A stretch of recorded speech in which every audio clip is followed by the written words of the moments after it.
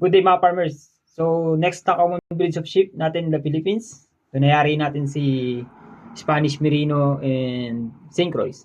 So ngayon si Katadin. This is one of my favorite breed among those sheep. Si Katadin and Dorfer. So Katadin, originated siya sa North Central Maine, late 1950s pa. And ito ay dinevelop ni Michael Fiel, amateur geneticist, and a farmer tulad natin. So, pinagmix niya yung halo ng African hair sheep at saka ng Suffolk. So, from hot country at saka dun sa cold country. So, pinagmix niya yun para makaproduce ng another hair sheep, no? And mainly focus nito is for meat production.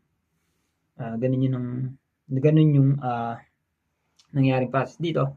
And isa sa pinakamagandang nito, stand out to pag dun sa mga inimport noon. Kasi matangkad siya, malapad, malaki yung katawan. So parang parang maliit na kabayo pagka nakita mo sa field. And dahil hair sheep siya, usually nagpagkakamalan tong kambing, yung mga hindi pa nakakilala ng tupa. Kasi tignan niyo yung itsura. Mga batik, and yung iba pure brown, pure white. And mostly na karaniwan may mga ganito. Yung paltik-paltik na kulay. And yun nga, mukha siyang kambing.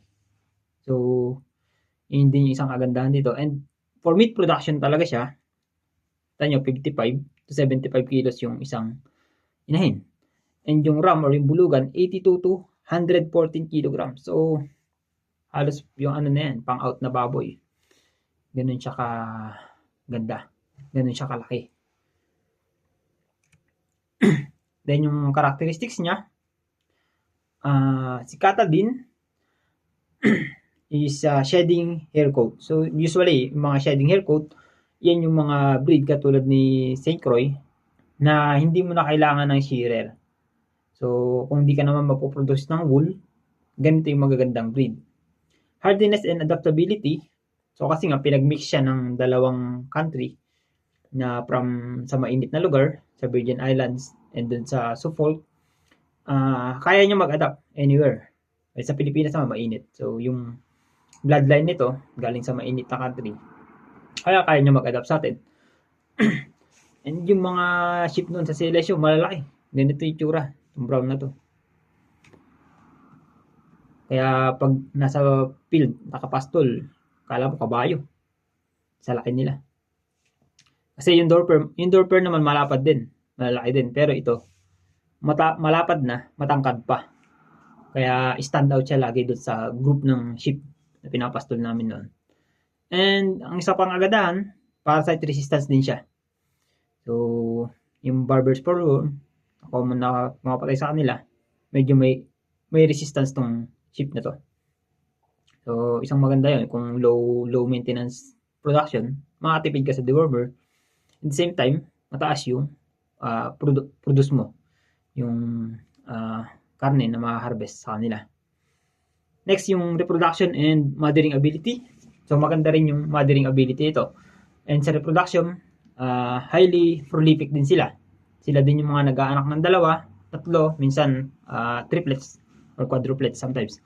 Pero yun nga, yung 2, and hindi rin sila ganung katulad ng mga seasonal breeder.